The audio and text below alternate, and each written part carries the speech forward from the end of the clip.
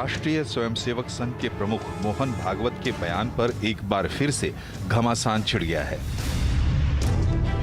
RSS के मुखपत्र organiser और पांचजन्य को दिए एक इंटरव्यू में भागवत ने हिंदुस्तान और मुसलमानों को लेकर बड़ा बयान दिया है।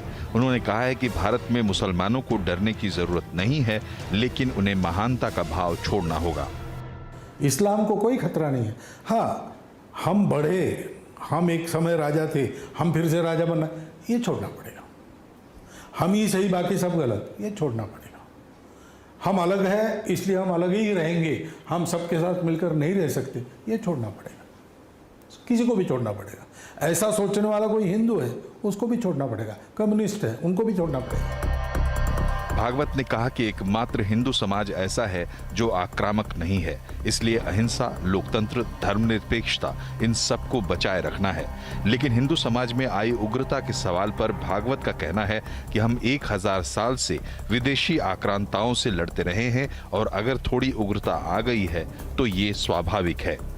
दुनिया में लोगों की प्रवृत्ति, सभ्यताओं की प्रवृत्ति आक्रामक है। एकमात्र हिंदू समाज जीवन है जो आक्रामक नहीं है। इसलिए अनाक्रामकता, अहिंसा और क्या सेक्युलरिज्म, सोशलिज्म, डेमोक्रेसी, ये सब बचा रहना है तो ये अनाक्रामकता की प्रवृत्ति जिनकी है वो बचे रहने आवश्यक है। मुसलमानों पर मोहन भागवत का बयान विपक्षी दलों को रास नहीं आया है। वो आरएसएस की आलोचना करने के साथ बीजेपी सरकार पर भी निशाना साध रहे हैं। मोहन भागवत जी का ये कहना कि मुसलमान अपने आप को बड़ा मानना छोड़ दें, तो मोहन भागवत जी, मैं तो बड़े अदब के साथ कहूँगा, हमें अपना छोटा भाई मान लीजिए। हम कहाँ कह रहे हैं कि हम बड़े भाई हैं, लेकिन आप तो छोटा भाई मानने को तैयार नहीं हैं। छोटे भाइयों के ऊपर जुल्म नहीं किया जाता। बीजेपी की सरकार जिस तरीके से आज माइनॉरिटीज़ के साथ बिहेव कर रही है, क्या आप इसे जस्टिफाई करते हैं? मुसलमानों ने एक भी जिन्ना या नरेंद्र मोदी पैदा नहीं किया। ये दिखाता है कि भारत के मुसलमान हमारे इस देश की सेकुलर नेताओं को ही अपना मुख्यमंत्री, प्रधानमंत्री बनाते रहें, मानते रहें, वोट देते रहें।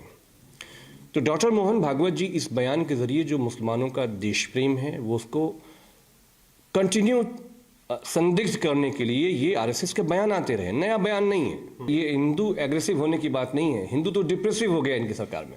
आरएसएस को अगर परिवर्तन करना है ना, अपने चाल, चरित्र और चेहरे में ना बहुत सारे डिलीट बटन दबाने होंगे।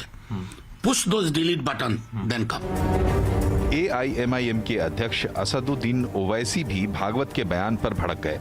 उन्होंने कहा कि मुसलमानों को भारत में रहने की इजाजत देने वाले मोहन कौन हैं? पहले तो होते कौन है मुसलमानों को परमिशन देने के लिए कि मैं कैसा अपना फेथ को फॉलो करूंगा, नहीं करूंगा? कैसे आप कंडीशन लगाते मेरे सिटीजनशिप के ऊपर मोहन भागवत? हम यहां पर अपना फेथ एडजस्ट करने के लिए नहीं है। कोई नागपुर में जो बैठा हुआ है, जो एलेज सेलिब्रेट है, हमको उनसे सीखने की जरूरत नहीं है। इधर बीजेपी भागवत के बयान का समर्थन करने के साथ विपक्षी पार्टियों पर भी निशाना साध रही है।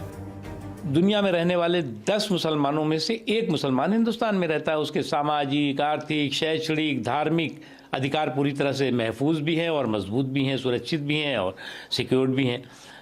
लेकिन वो दिक्कत मुसलमानों की नहीं है, दिक्कत मुस्लिम वोटों के ठेकेदारों और जागीरदारों की है। आखिर भागवत जी की बात का सार क्या है?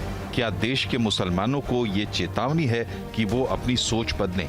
विपक्ष का ये सवाल क्या गैर वाजिब है कि भागवत मुसलमानों को सुरक्षा की गारंटी देने वाले होते कौन हैं? आरएसएस प्रमुख ने भी ये परोक्ष रूप से माना है कि समाज में उग्रता बढ़ रही है और अगर ऐसा है तो ये अच्छा है या बुरा, ये हमें तय करना होगा। आज इसी पे चर्चा होगी कि क्या बराबरी की बात जो आरएसएस प्रमुख कह रहे भागवत जी, उसका क्या तात्पर्य है, और ये जो भाव की बात वो कर रहे हैं कि मैं बड़ा या अहम का भाव, या मैं पहले कुछ और था अब आगे कुछ और हो जाऊंगा, ये भाव क्यों आता है? इसी बातचीत करने के लिए हमारे साथ हैं आरएसएस विचारक और प्रोफेसर गीता भट्ट जी, एआईएमआईएम के प्रवक्ता कलीमुल हफीज़, सत्यहिंदी के फाउंडर आशुतोष जी, इंडियन मुस्लिम फाउंडेशन के प्रेसिडेंट शोएब जमई और राजनीतिक विश्लेषक शिवम त्यागी। आप सबका बहुत बहुत स्वागत है। गीता जी, आपसे शुरुआत करते हैं। पहले तो मुझे ये सिंपली समझाइए आप कि भागवत जी क्या कहना चाह रहे हैं, उनका आशय क्या है? देखिए, माननीय मोहन भागवत जी ने जो बात कही उसमें उन्होंने बहुत सारी बातें कही, और जो एक जिसे लेकर एक विवादित रूप से प्रस्तुत किया जा रहा है, मैं कहना चाहूंगी वो बहुत कुछ जो अखबारों में सुर्खियों के रूप में दिखाया गया उस पे आधारित है, लेकिन वो क्या कॉन्टेक्स्ट था जिसमें ये बात कही जा रही थी, इसे भी जानना आवश्यक है। पहली बात तो ये है कि उन्होंने जब ये बात कही कि किसी को भी जो है अपने आप को सर्वोच्च समझने की जो एक मन में जो बात है उसको अपने मन से बाहर रखना चाहिए, ये उन्होंने सभी के लिए कही, और आपने भी खुद उस वीडियो को अभी प्ले किया है। उन्होंने कहा कि ये चाहे वो किसी भी समाज से आते हो, चाहे हिंदू हो, चाहे कम्युनिस्ट हो, या किसी भी समाज से आते हो, उन सभी को इस बात को अपने मन से निकालना है। और साथ ही उन्होंने बहुत सारी बातें कही। उन्होंने ये भी कहा कि एक संतुलित दृष्टिकोण सामाजिक जीवन में रखना बहुत आवश्यक है, और हर बात के लिए आप अगर लड़ने के लिए युद्ध का विचार रखेंगे तो वो विचार ठीक नहीं है सामाजिक जीवन में।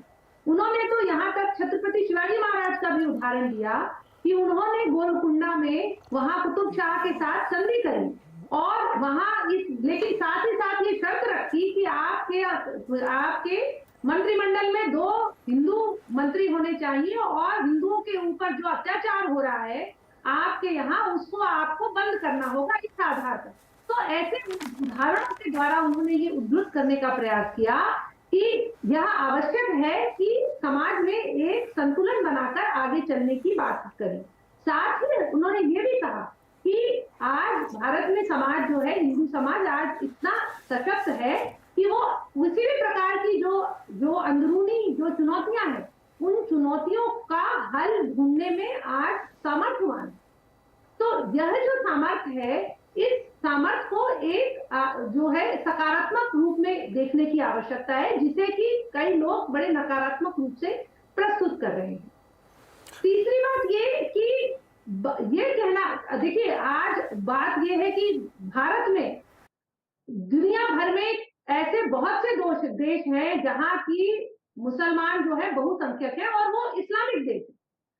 क्या जो इस्लामिक देश है वहां इस समय क्या परिस्थिति है, अफगानिस्तान में क्या परिस्थिति है, ईरान में क्या परिस्थिति है, सीरिया में क्या परिस्थिति है, कहां जहां मस्जिदों में इस्लामिक देश है वहां मस्जिदों में बम फट रहे हैं, परंतु भारत एक जहां बहुसंख्यक जो है हिंदू समाज है, लेकिन फिर भी यहाँ समाज में क्यों उसकी शक्ति यही है कि जो भारतीय समाज है उसका अगर आप एक जो सांस्कृतिक परिप्रेक्ष्य देखें तो हमेशा से ही समावेशी रहा है, और जो कि सर्वधर्म संभाव का रहा है। एकम सत विप्रा बहुधा गदंती, सभी सत्य तक पहुंचने के अनंत रास्ते हैं, और सभी रास्तों से बहुत सारे रास्ते हैं जिनसे पहुंचा जा सकता है।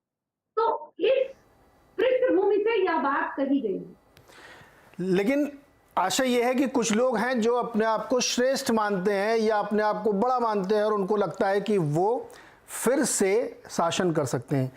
कलीमुल हफीज़ को लाइए स्क्रीन पे। कलीमुल हफीज़ जी, ये बात बार बार कही जाती है और आपके नेता ने इससे बहुत तीखी प्रतिक्रिया दी अवैसी साहब ने। क्यों? उन्होंने तो गीता जी ने एक्सप्लेन भी किया, बड़ी साधारण सी बात तो कह रहे हैं कि सभी के लिए कि अपनी श्रेष्ठता को भाव त्याग दीजिए और सब ठीक है, मुसलमान को डरने की जरूरत नहीं है।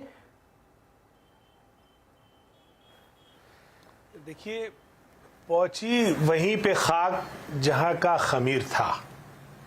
यानी सन 1939 में जो गोलवलकर की किताब वी और the our nationhood defined में उन्होंने जो विचार रखा था कि भारत में उसी को रहने का हक होगा, या वही नंबर 1 का शहरी होगा जिसकी भारत जो भूमि है ये पूजनीय भूमि होगी। और उन्होंने ये भी लिखा कि इसमें ये जो मजहब हैं, खासतौर से इस्लाम, क्रिश्चियनिटी और जुडाइज्म, इनकी चूंकि पूजनीय भूमि ये नहीं है, तो इन्हें इस देश में वो नागरिकता का या भारतवासी होने का अधिकार नहीं प्राप्त होगा, और होगा भी तो नंबर 2 के शहरी रहेंगे। उसके खिलाफ बाकायदा एक आज़ादी के मूवमेंट में एक माहौल बना, और मुस्लिम लीग और आरएसएस दो बाकायदा 2 नेशन थ्योरी को लेकर चले। इन दोनों ने आज़ादी से पहले संयुक्त रूप से सरकार भी चलाई, लेकिन